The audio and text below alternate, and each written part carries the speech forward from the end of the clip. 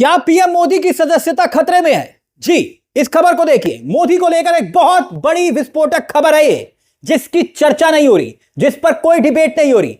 पहले अखबारों की ये सुर्खियां देख लीजिए। खबर आपके सामने है जिसमें लिखा हुआ है पीएम मोदी की लोकसभा सदस्यता होगी रद्द। अब क्यों रद्द होगी, माजरा क्या है? और सिर्फ मोदी की सदस्यता खतरे में नहीं है, अगर कोई बड़ा फैसला या ऐलान होता है तो चुनाव आयोग भी बुरी तरह से फंस सकता है। क्यों? देश की सियासत को यह खबर हिला सकती है। क्यों कहा जा रहा है? अब ऐसा हुआ क्या वो समझिए। नरेंद्र मोदी के खिलाफ सबूतों का एक जत्था तैयार किया जा रहा है। कौन कर रहा है? पूर्व मुख्यमंत्री, कांग्रेस पार्टी के वरिष्ठ नेता, महाराष्ट्र की सियासत के बड़े चेहरे। हम बात कर रहे हैं पृथ्वीराज चौहान की।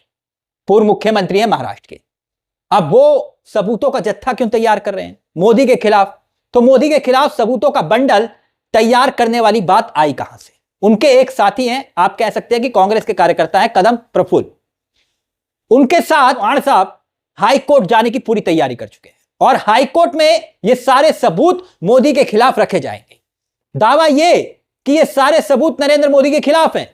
मोदी के खिलाफ ये सबूत ठीक वैसे हैं, इस खबर को समझिएगा, ठीक वैसे हैं जैसे करीब करीब कभी सबूत इंदिरा गांधी के खिलाफ थे। ऐसा क्या मामला है? प्रधानमंत्री नरेंद्र मोदी की सदस्यता पर खतरा आ चुका है। मगर जैसे कि आप जानते हैं, ऐसे ही एक मामला जिसका जिक्र हमने किया इंदिरा गांधी का, जब वो प्रधानमंत्री थी तब उनका निर्वाचन रद्द हुआ था, उनकी सदस्यता खत्म हुई थी।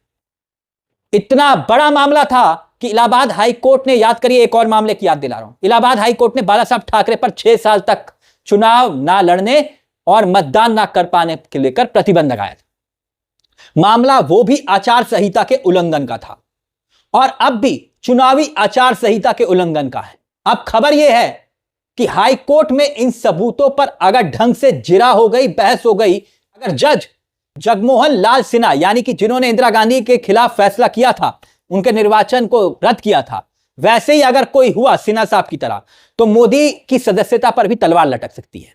यानी सदस्यता जाएगी, इसका मतलब यह कि प्रधानमंत्री पद तक छोड़ना पड़ सकता है। इसलिए यह खबर बहुत बड़ी है। इस देश में नरेंद्र मोदी का कार्यकाल इतिहास बन सकता है और सिर्फ मोदी की सदस्यता नहीं जाएगी, चुनाव आयोग भी इस मामले पर बुरी तरह से फंस सकता है। तो ऐसा हुआ क्या? खबरों की हेडलाइंस देखिए। जो खबर दबी छिपी हुई है वो खबर हम आपके सामने लेकर आ रहे हैं। खबर यह, प्रधानमंत्री नरेंद्र मोदी की लोकसभा सदस्यता होगी रद्द, चुनाव आचार संहिता उल्लंघन का आरोप लगाने वाले कांग्रेस नेता जाएंगे हाई कोर्ट। एक और खबर, अगली हेडलाइन देखिए, कानून से ऊपर कोई नहीं, इंदिरा गांधी बाला साहब ठाकरे पर एक्शन, तो फिर मोदी पर कार्रवाई क्यों नहीं? कांग्रेस ने चुनाव आयोग को घेरा। यानी आप इन हेडलाइन से समझ सकते हैं कि मामला गंभीर है। सबूत अगर हैं तो मामला और भी गंभीर है। यह हाई कोर्ट जाने की तैयारी में कांग्रेस के वरिष्ठ नेता पृथ्वीराज चौहान ऐसे ही नहीं कर रहे, क्योंकि चौहान ने जो आरोप लगाया है अब उसे भी समझिए। प्रधानमंत्री नरेंद्र मोदी पर आरोप 2020 में चुनावी आचार संहिता के उल्लंघन का, यानी कि लगभग 4.5 साल पुराना। अब चौहान कहते हैं कि राज्य चुनाव आयोग से इस पर शिकायत की गई थी, कोई कार्रवाई करने की हिम्मत नहीं जुटा पाता था। तब उन्होंने, आयोग ने बकायदा यह बात स्वीकारी थी, बड़ी बात है, आयोग ने स्वीकारी, मगर मोदी के खिलाफ कोई कार्रवाई नहीं हुई। रेलवे प्रशासन पर एक्शन की बात की गई, उन्हें चेतावनी दी गई। यानी हैरानी की बात यह है कि चौहान के मुताबिक आयोग ने यह बात कबूल की कि चुनावी आचार संहिता का उल्लंघन हुआ, मगर मोदी पर कार्रवाई नहीं हुई। तो मामला क्या था? ऐसा मामला था क्या कि मोदी ने चुनावी आचार संहिता का जानबूझकर उल्लंघन कर दिया या फिर अनजाने में? समझिए, चौहान का कहना यह है कि 28 दिसंबर 2020 का यह मामला है। महाराष्ट्र में एक कार्यक्रम था और तब चुनावी आचार संहिता लागू थी। कार्यक्रम में ग्राम पंचायत चुनाव और पश्चिम बंगाल में तब उस वक्त विधानसभा के चुनाव चल रहे थे और तभी आचार संहिता लागू थी। और प्रधानमंत्री नरेंद्र मोदी ने रेल और कृषि मंत्रियों के साथ मिलकर संगोला यानी कि सोलापुर जिला और शालीमार पश्चिम बंगाल तक 100वीं किसान रेल को हरी झंडी दिखाई थी और बकायदा इसी कार्यक्रम का देश भर में टीवी पर प्रसारण किया गया। वैसे तो हर जगह मोदी जी का प्रसारण होता है, जहां जाते हैं वहां कैमरा होता है और कैमरे के बिना मोदी जी नहीं होते। बकायदा इसे लेकर चुनाव आयोग को शिकायत की गई, जिला प्रशासन तक मामला गया कि भाई पहले कोई अनुमति नहीं दी गई और कार्यक्रम हो गया। अब चौहान साहब कह रहे हैं बाकायदा उन्होंने बयान भी जारी किया है और वो बयान भी हम आपको सुनाएंगे। मगर पहले इस मामले की गंभीरता को समझिए। गंभीरता क्यों है इस मामले में, इसे इस तरह से समझिए। जब 1971 में जब चुनाव हुआ था तो इंदिरा गांधी के केस का जो मामला जिसका हमने जिक्र किया था अभी, उसमें लोकसभा चुनाव रायबरेली में जब चुनाव हुआ था तो इंदिरा गांधी ने राजनारायण को चुनाव हराया था। वही राजनारायण चुनाव में इंदिरा गांधी के निर्वाचन को लेकर, वैधता को लेकर चुनौती देते हैं हाई कोर्ट में। अब चुनौती देते हैं तो चुनौती दी क्यों? जस्टिस जगमोहन लाल सिन्हा जिनका हमने जिक्र किया था, उनके सामने यह पूरा मामला जाता है। आरोप यह था, दो आरोप थे इंदिरा गांधी पर। आरोप नंबर 1 यह था कि इंदिरा गांधी के जो सचिवालय में काम करने वाले यशपाल कपूर, इंदिरा गांधी ने उन्हें अपना चुनावी एजेंट बना दिया था जब वो सरकारी सेवा पर थे और सरकारी अफसर थे, और अफसर रहते हुए उन्हें चुनावी एजेंट बनाया। यह था आरोप नंबर 1। और दूसरी आरोप राजनारायण ने यह लगाया था कि भाई जो चुनाव प्रचार हुआ, चुनाव में टेंट तंबू लगे और उस प्रचार में जो खर्च आया, वो खर्च चुनाव में रायबरेली में वो सारा खर्चा सरकारी खर्चे में डाल दिया गया, यानी कि सरकारी खर्चे से सब पेमेंट। ये दो आरोप थे और सुनवाई में 12 जून 1975 को यह फाइनल फैसला आया, इंदिरा गांधी पर एक्शन। इसलिए हम ये बात कह रहे हैं कि यह मामला बहुत बड़ा हो सकता है।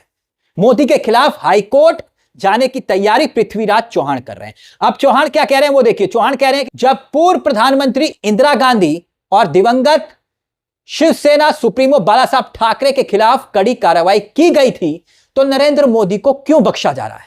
कोई भी कानून से ऊपर नहीं है। उन्होंने आगे यह भी कहा कि इस मामले को लेकर बंबई हाईकोर्ट जाएंगे। यानी कुल मिलाकर देखें और समझें तो जनप्रतिनिधित्व कानून 1951 के उल्लंघन का, जिसका हमने जिक्र किया था इंदिरा गांधी के वक्त का, मगर अब यह पीएम मोदी के खिलाफ आचार संहिता के उल्लंघन का। खैर यह भी हकीकत है कि तब दौर अलग था, तब बाला साहब ठाकरे पर भी प्रतिबंध लगा, तब इंदिरा गांधी पर भी एक्शन हुआ। अब याद कीजिए, एमएस गिल मुख्य चुनाव आयुक्त हुआ करते थे, बहुत मजबूत चेहरा हुआ करते थे। कृष्णमूर्ति, लिंगदो ये साथ में चुनाव आयुक्त हुआ करते थे। तब एक्शन लिया जाता था, तब चेतावनियां कम दी जाती थी। और जगमोहन लाल सिन्हा का हमने जिक्र किया, वो जस्टिस जिन्होंने इतिहास में अपना नाम दर्ज करवा लिया, इंदिरा गांधी के खिलाफ जजमेंट दिया और वो इतिहास बन गया। बिल्कुल सत्ता के प्रभाव में तब नहीं आए थे, मगर क्या इतिहास अब अपने आप को दोहराने जा रहा है? पीएम मोदी की लोकसभा सदस्यता क्या होगी रद्द? इस मुद्दे पर दोस्तों आपकी क्या राय है? हमें कमेंट बॉक्स में जरूर बताइएगा, क्योंकि मामला गंभीर है। लेकिन आपको लगता है कि अगर एक्शन हुआ तो फिर यह बहुत बड़ी खबर बन सकती है। इसीलिए हमने आपसे कहा कि हम आपको सिर्फ खबर नहीं दिखाते, बल्कि खबर के पीछे की खबर भी बताते हैं। इसलिए आपसे दरख्वास्त, हमारे इस चैनल को सब्सक्राइब वही करे जो सत्ता से सवाल पूछना जानता है, क्योंकि यहां कलम गुलाम नहीं है। मुझे तिलक चावला को दीजिए इजाजत। नमस्कार, जय हिंद, जय भारत।